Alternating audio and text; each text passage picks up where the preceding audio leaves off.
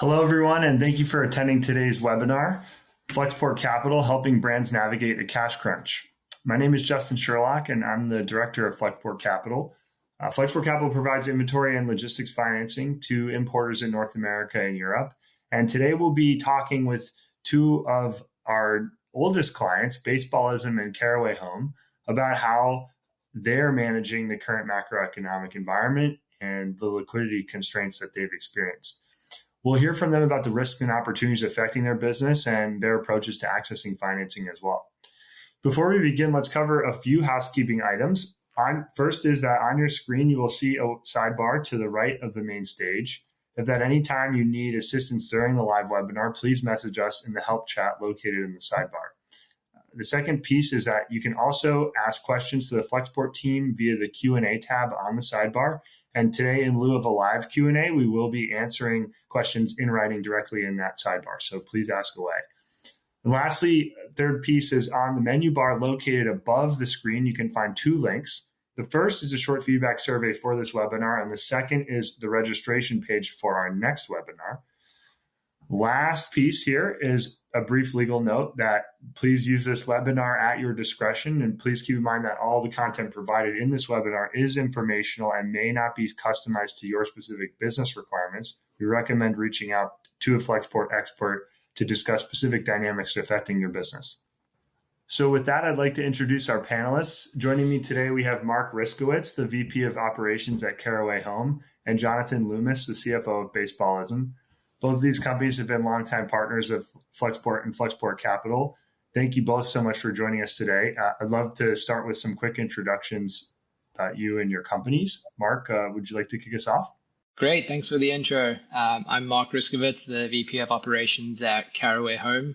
Caraway is a 3-year-old kitchenware brand. We sell omni-channel direct-to-consumer through our e-com store, along with a number of different dropship and retail in-store partnerships, such as Target and Crate and Barrel. We have been essentially selling products in the kitchen space, cookware, bakeware, tea kettles that we just launched recently as well. And my role covers the supply chain, accounting and finance, and a couple other areas of the business. And I'm excited to be here to talk through the topics today with the rest of the crew. Great. Thank you. John, would you like to tell us about yourself and Baseballism? Sure. Yeah. So Baseballism is a direct-to-consumer brand. So we were born online, started as a digital company, but we've expanded to brick and mortar. So we have 12 brick and mortar stores across the United States and are moving into the wholesale channels as well. So we're an omni-channel business. And we are really focused primarily on garments. So t-shirts, sweatshirts, hats is kind of our bread and butter. But we also sell glove leather products as well, handbags, wallets, things like that. So happy to be on. Thanks for having me. So was wondering, from your perspective, what are the major risks that you've identified in your business?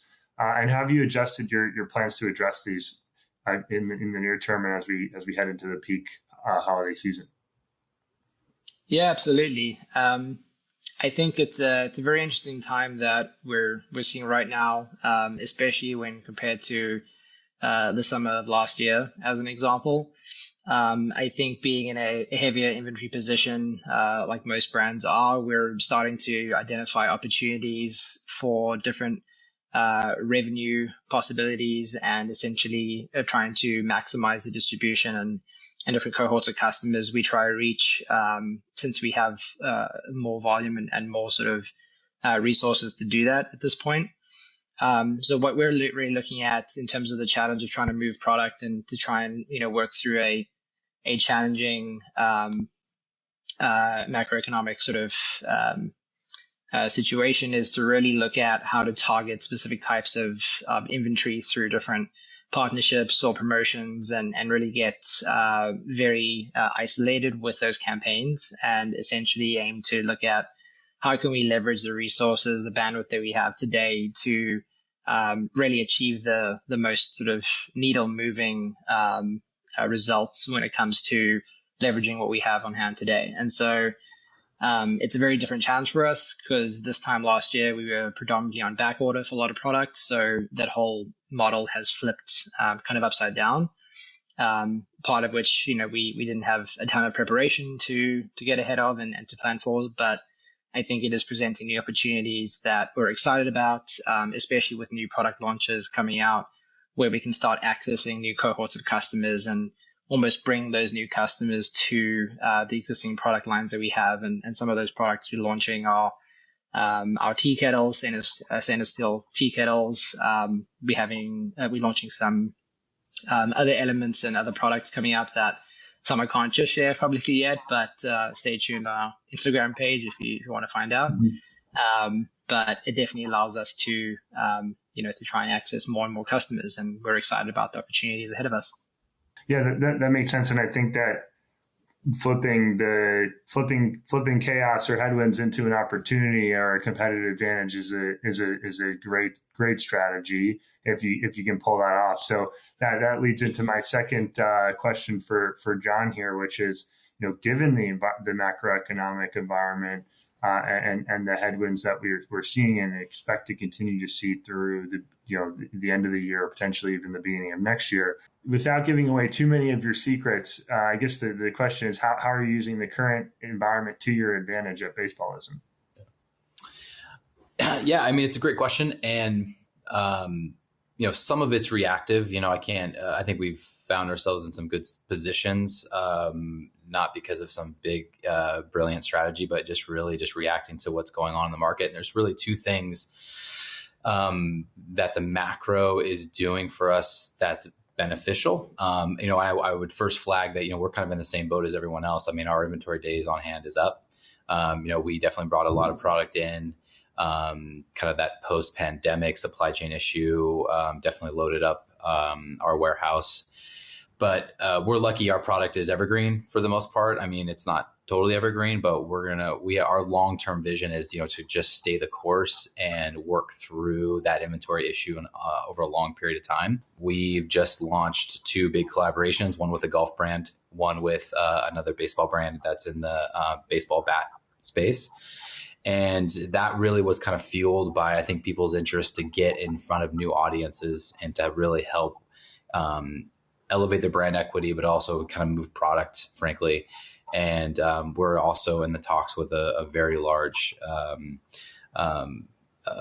footwear company to do another collaboration in that space. So I think that was also accelerated by people's kind of trying to think broader and how do they partner? How do they get more creative about winning over customers? So the collaborations are up for us because of that.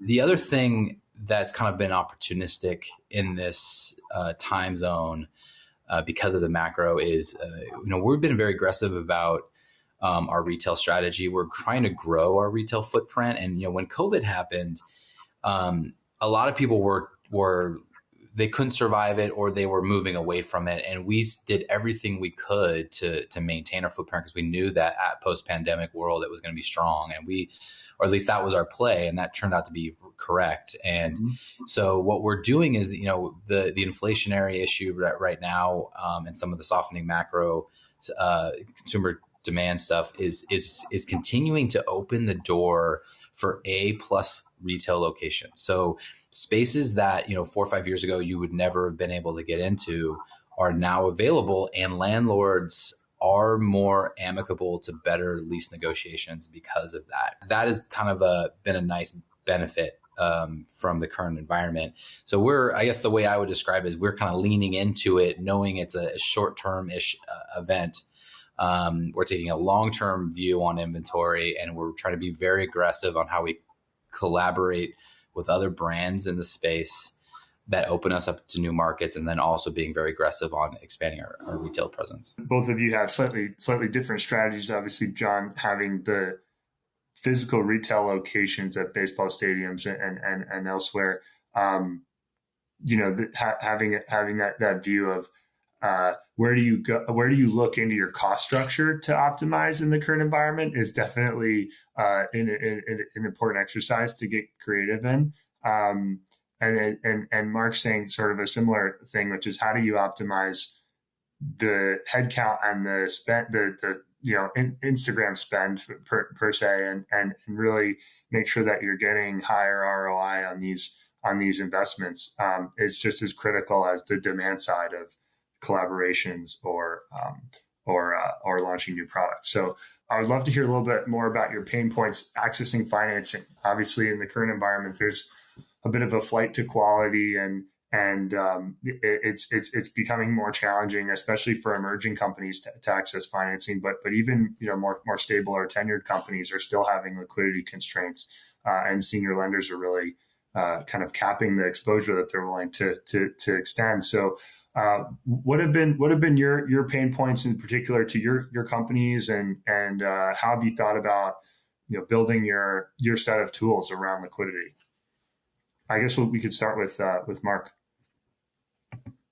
Yeah, sure. It's a great series of questions, and I think what's interesting is the pain points change each year. I would say I think they obviously are related to the economic climate and the appetite for risk in a lot of providers, but I think what's been key for us over the years, whether it was pre-COVID, and because there's different types of pain points from a capital access when we're trying to, accelerate orders that, from a business maturity standpoint may not be justified from a pure optics perspective.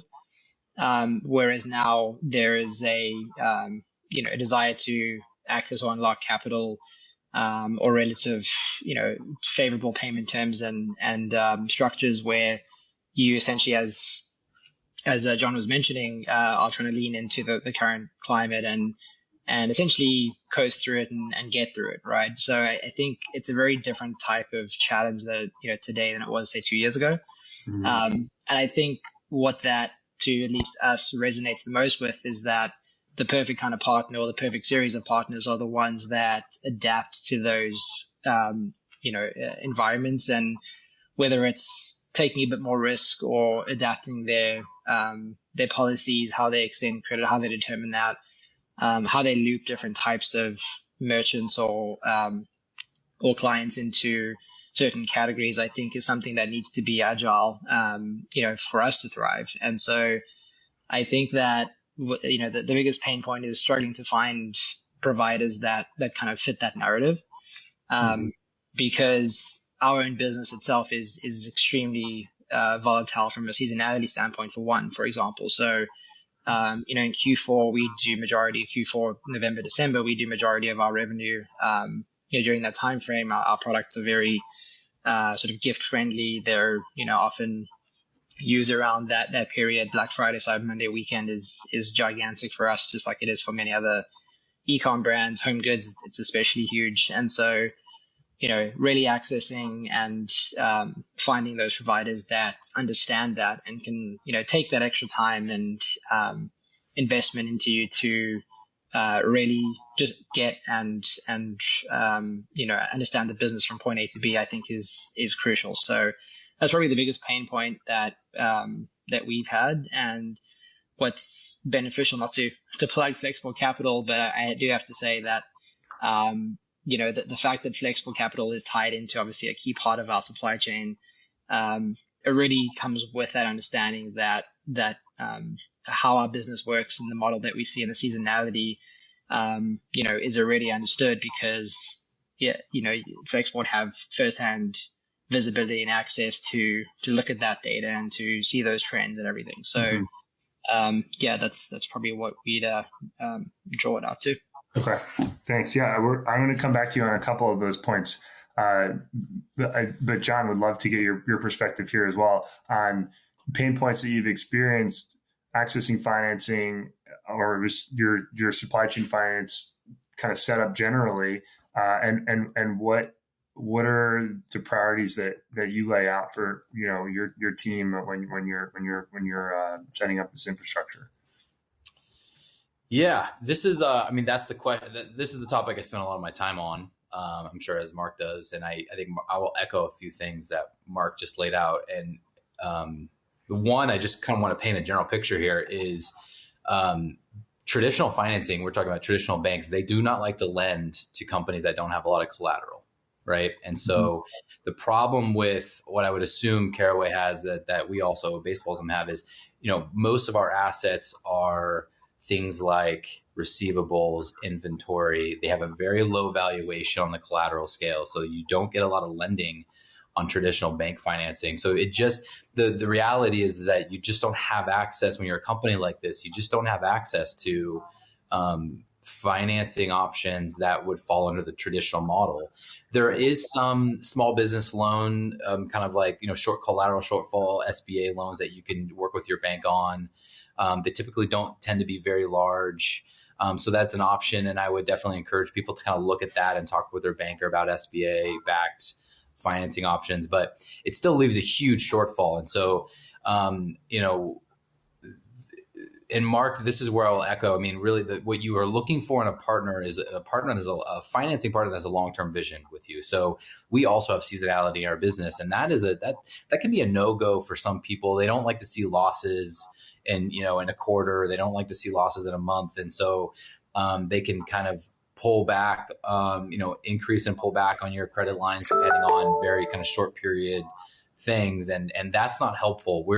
We want a lender or a partner that can see a longer term vision in the brand.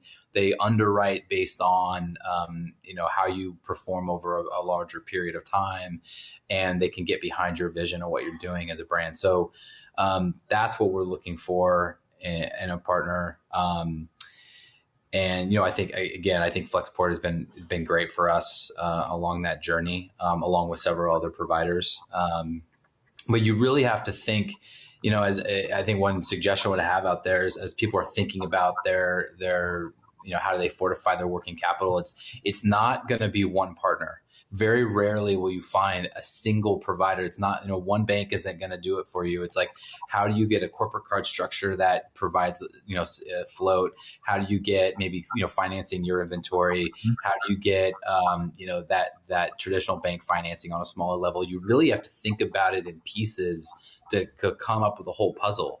And that's just the position that most people are in. And so and the other thing too is, like, the world is changing quickly. And so you get providers coming out, or you get people who are thinking about financing in different ways. And, one day, PayPal might be a great option for you for maybe a short-term working capital loan.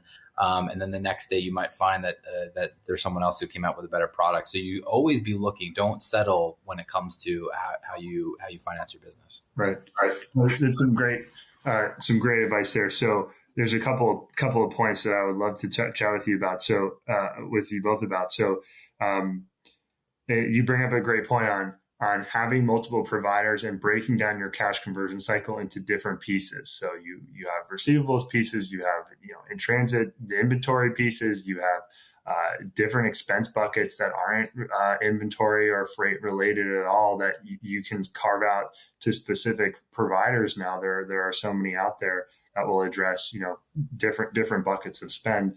And then you obviously have your senior lender as well, and you have credit cards, and you have all these other. And then the last lever I think that Caraway's been really good at is on the supplier terms. So how do you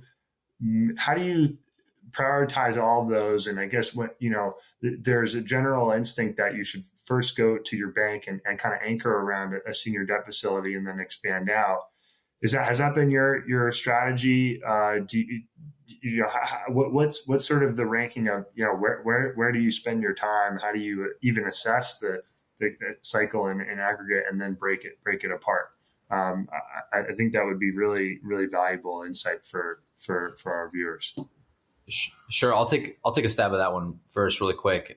It's I kind of have a very simple lizard brain way of thinking about this. So there may be ways more intriguing ways of prioritizing the list, but I do look at what can I get from a traditional bank first, because frankly, it's the best rate.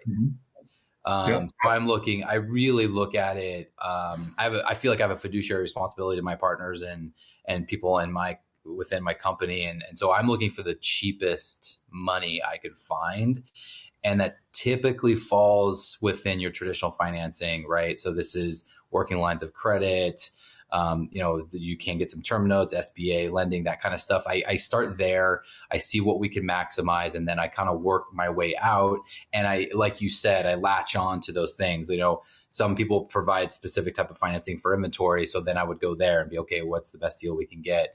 And with a partner who understands us, right, and is a long-term thinker. And then I kind of work my way down, and I'm just looking for the best terms. And I'll kind of plug one interesting thing. And some people it's obvious to some people, some it's not obvious to others, but you have to be really careful when you look at some of these deals. They like to talk about fees. So it's like it's a 5% fee or it's a 8% fee.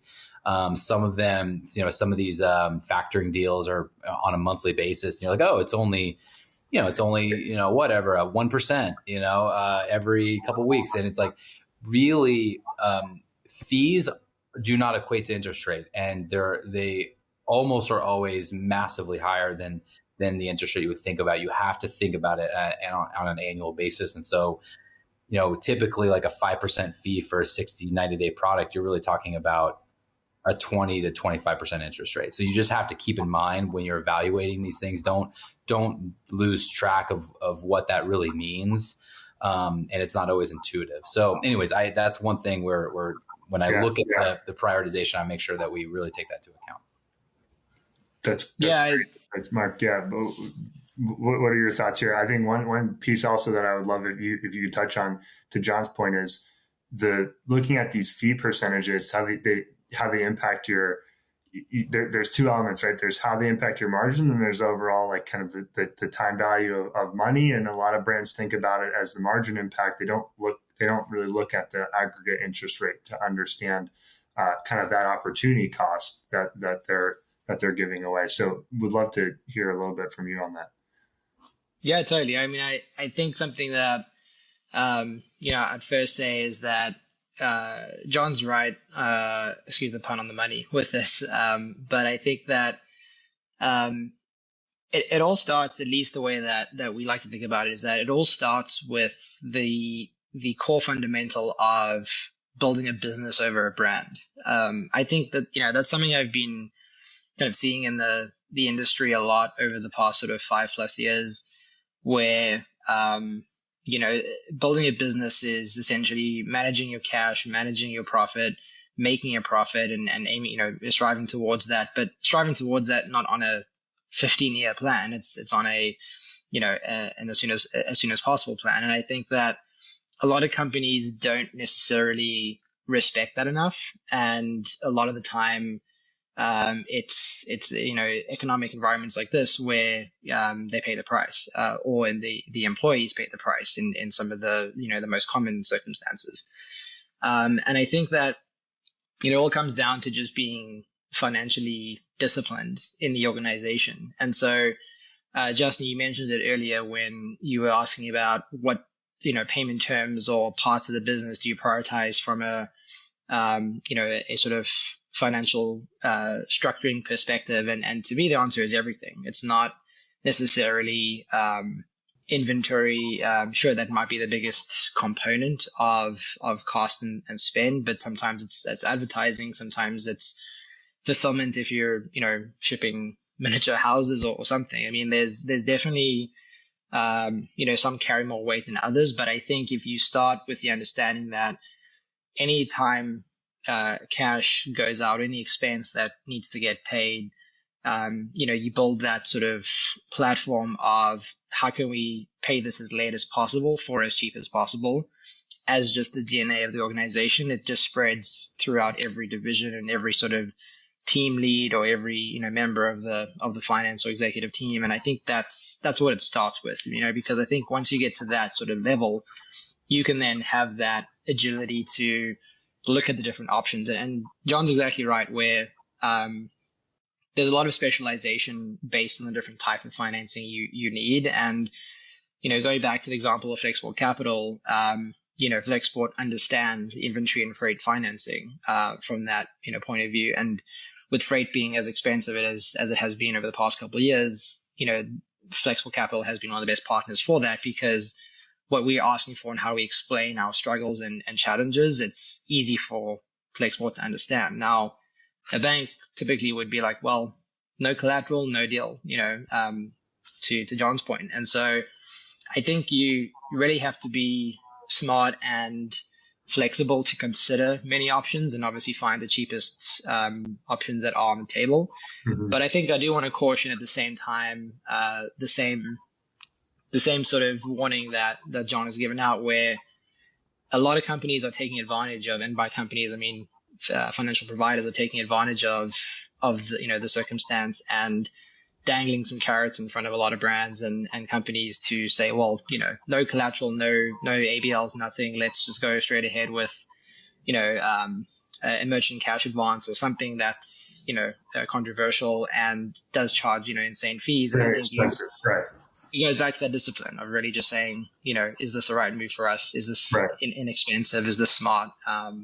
To find out what the best option for your business is. How do you think about that trade-off of the margin impact versus the working capital dynamic? Because the working capital dynamic, it's tough for brands to constantly hear in the market, hey, you need to be profitable, you have a path to profitability, you have strong unit economics, and then also conversely, you have to preserve liquidity, you have to build an insurance policy for yourself, you have to, and those two things can be directly at odds with each other the more financings you stack. So how do you, I guess John mentioned, kind of anchoring around a low cost bank provider to start maybe helps with some of that. But yeah, how do you think about balancing those two objectives?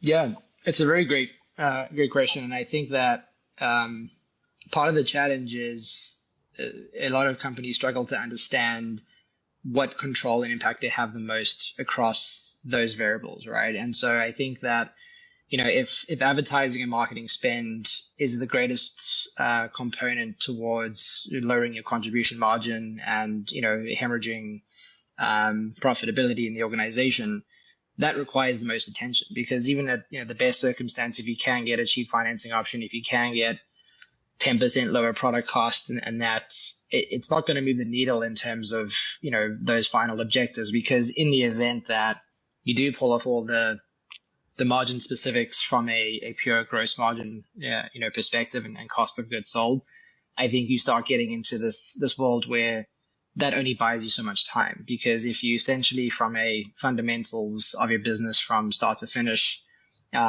are really not optimizing the most or the highest volatility or highest variable cost component and focusing most of your attention into that, which many companies, that is growth and marketing, I think that you're extending the runway slightly, but you're not necessarily solving the problem for good. Right. John, I see you nodding a lot there. Yeah.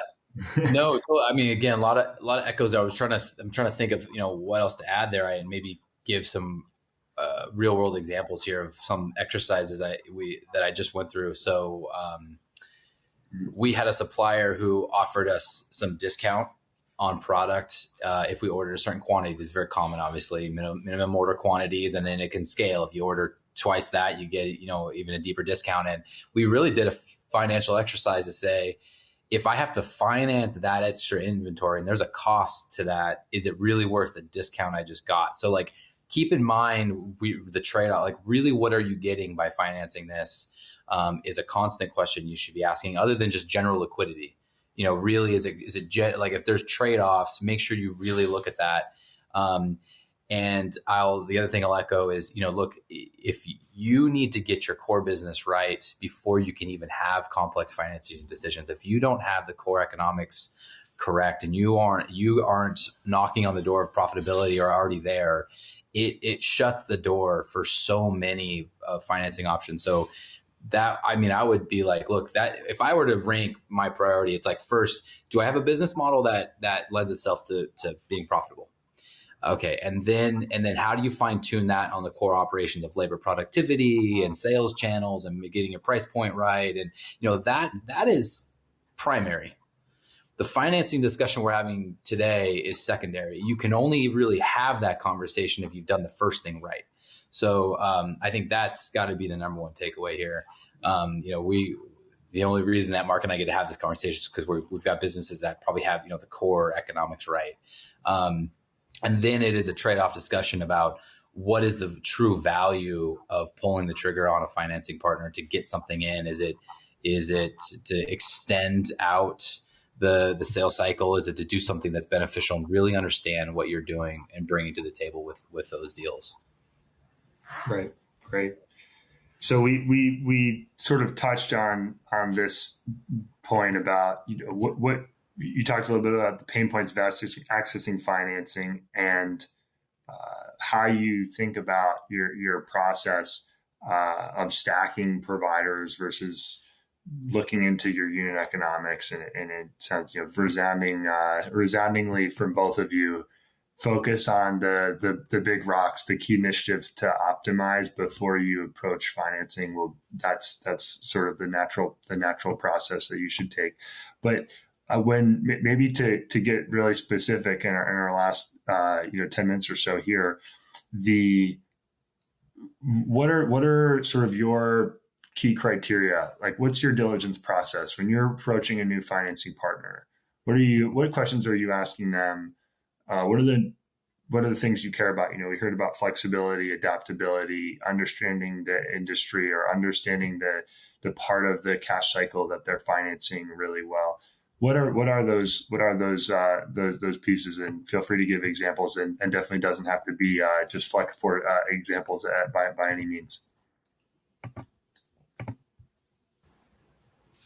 So John, take it away. I'll jump. So, first thing, frankly, the first thing I look at is the cost of the money even worth having a deeper conversation about, right? And so, what I look for after that is, can I have a conversation with someone who's close to the underwriting process? I'm not a big fan of the black box underwriting process. I want someone who is either very close to or doing it, or as a liaison, because there can be nuances to your business, and you really want to be able to have that conversation and be close to it.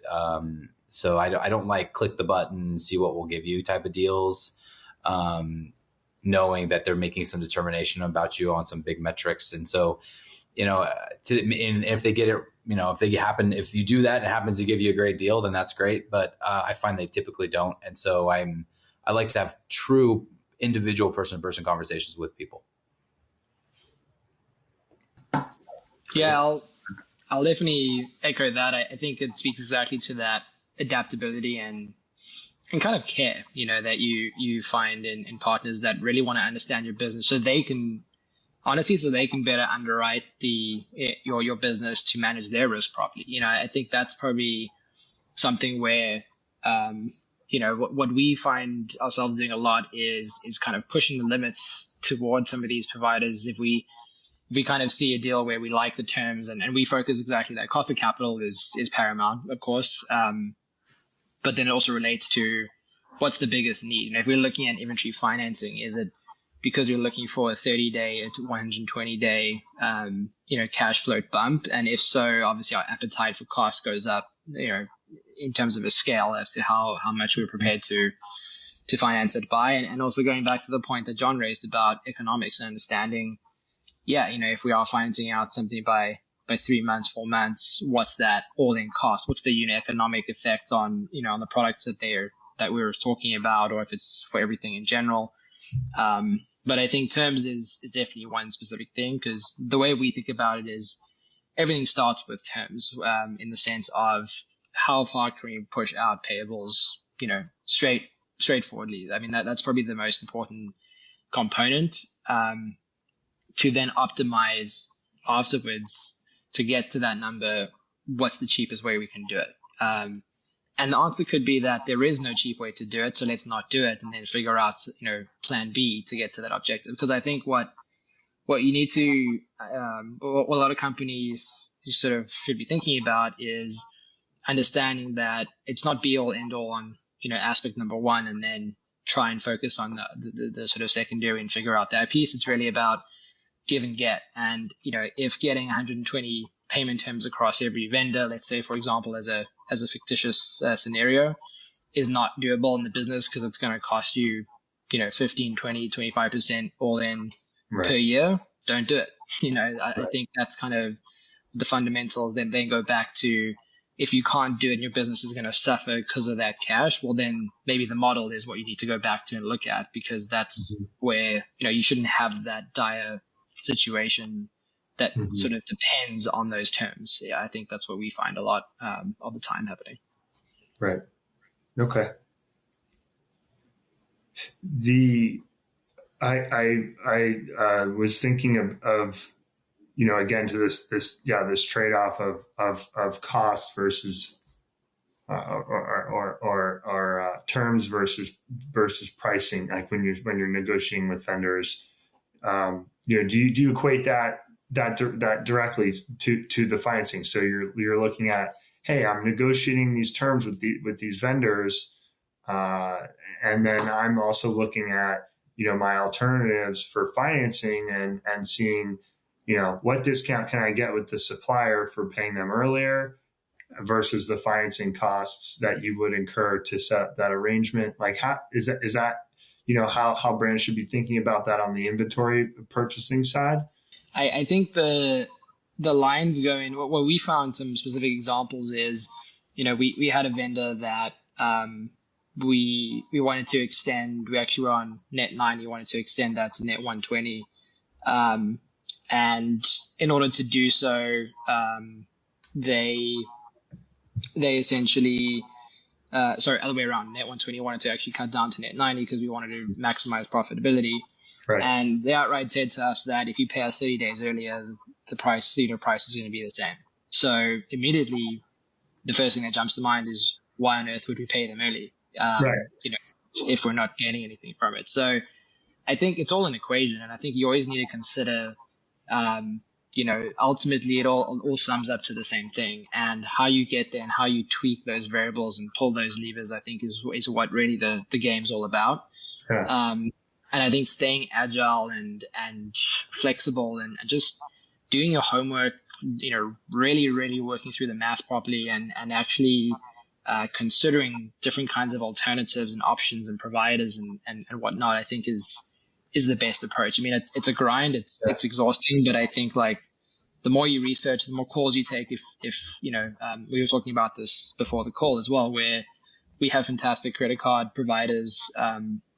At the moment, we use Row as our business partner, and with them, we use them to float cash. But the last thing we're doing, we're not just turning a blind eye to other providers in the space. We're talking to them. We're seeing what other options there are, out of the market. We're trying to see also if there's not a solution for the product, can we do some homework, get some information back that then we go back to Row and say, hey guys, why can't you do A? Why, and push them to do better. So I think it's really about being open, being dynamic, constantly just fielding conversations and doing your homework with that to find out what is that trade-off and what's most important to you based on what opportunities and tools you have at your disposal in your sort of financial ecosystem. Yeah. What one thought I had was, during COVID, we heard from a lot of brands that, just given the supply chain constraints, suppliers were, especially internationally, right? That's where most of our Flexport's focused is. They were really hammering brands on terms, and you had a really hard time getting. I mean, you obviously had a hard time getting inventory, but because of the supply chain impacts, terms were getting shorter and shorter, and now it's much easier to move inventory. And so I'm curious, has that ability to negotiate terms with your vendors, has that changed in the last 6 to 9 months, and how are you guys managing that? John, maybe I'll go to you on that. Sure. And I'll tackle that. I wanted to add one quick thing. Yeah, go for it. Yeah. It just kind of hit me as I was thinking through it. Personally, I have made some decisions about the price I'm willing to pay for a financing deal based on what else we're doing in the company.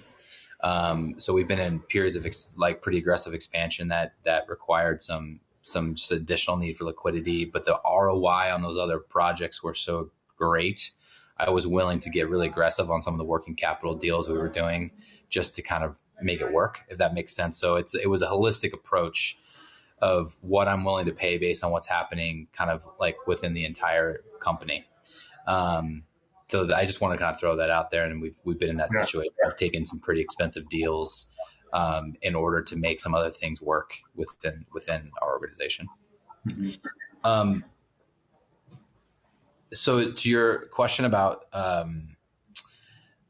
just the current state of supply chain, I might have to punt a little bit here because I feel we're lucky. We moved out of Southeast Asia pre-pandemic.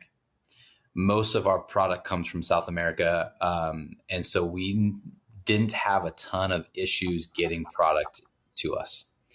The shipping lanes were relatively clear. We did have to do some air freighting, but with maybe one exception, we didn't have anything stuck. And so our manufacturers have been great to deal with. They haven't changed any terms with us based on the new environment, because it really wasn't.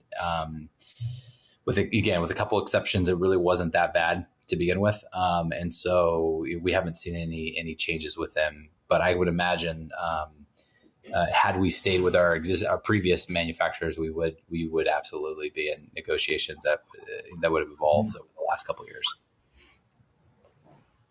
Yeah, and I think for us, we're the opposite. We we definitely had a bit of a tough time, leading into COVID, and obviously our lead times, our production delays, all that coming out of China were quite insane, to say the least. I mean, I'm pretty sure there's been plenty of coverage of that over the past couple of years, and for us, I think the reason why we benefited is that we kind of built it into that discipline of the organization from the beginning, where we wouldn't enter into any agreement with a supplier or vendor without somewhat strong terms to begin with. And so I think for us, we really kind of led from the very beginning, even though we were an unknown company with nothing to show on the balance sheet come 3 years ago.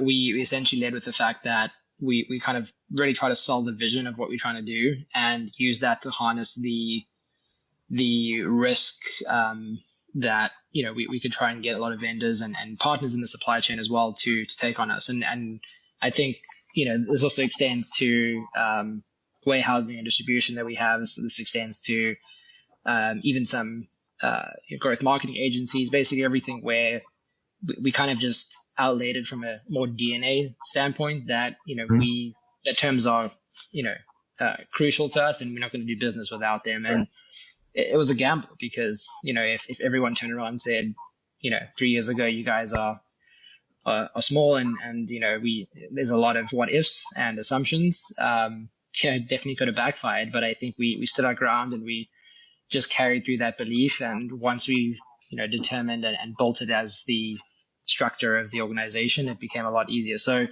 for us, because those terms are already extended, we weren't looking to extend those terms. I mean, some suppliers just got wary of us paying on time, which is a bit of a different conversation, but we didn't fall short of that. And, we're very diligent about that, because we feel that if a company is extending terms to us, and taking on risk and really, extending that belief, the right thing for us to do always is to pay on time and to, not toy around, in that case. And so, yeah, luckily that's paid off, and a good dose of luck actually, along with that discipline, I think is what sort of led us to, work through that environment.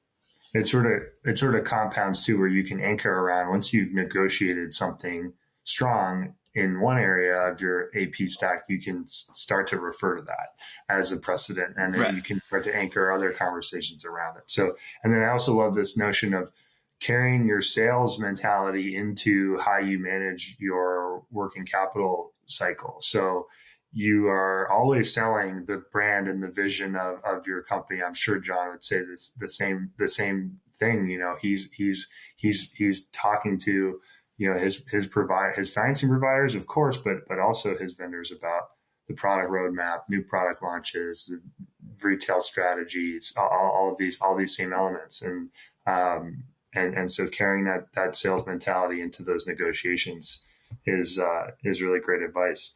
All right, well, hey, this was super insightful. I really appreciate you both taking the time today to catch up on a lot of these topics. And thank you all to our viewers for joining. We will see you next time. Thank you. Thank you, Justin. Thank you, Joe. Yeah, thank you guys. Appreciate it. Thank you to everyone in the audience for attending this webinar. If you would like to reach out to the Capital team, or you would like the Flexport Capital team to reach out to you, please vote yes in the open poll on your right. You can also email us at capital@flexport.com. Lastly, we have a short feedback survey accessible in the menu above your screen. Please take a moment to share your thoughts and feedback with our team so we can continue to create great content for you. Thank you again, and have a terrific day.